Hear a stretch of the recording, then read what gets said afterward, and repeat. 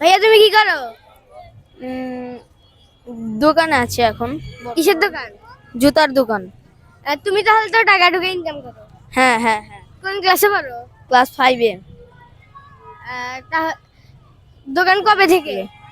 এই শুধু ঈদের জন্য। তার আগে দিতেছিল। আমরা কোন অনেক অসহায় মানুষকে ইফতার করাবো, সহযোগিতা করবা? হ্যাঁ হ্যাঁ। কত টাকা? 100। আচ্ছা।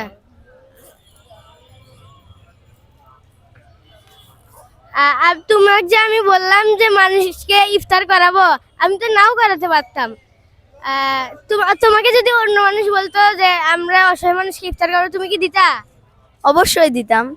জাস্ট তোমার একটা মানবতা পরীক্ষা করছি। নাও। দর্শক, আপনারা এই ভিডিওতে লাইক, সাবস্ক্রাইব, শেয়ার করবেন। আসসালামু আলাইকুম। তোমার মানবতা অনেক ভালো। হুম হুম।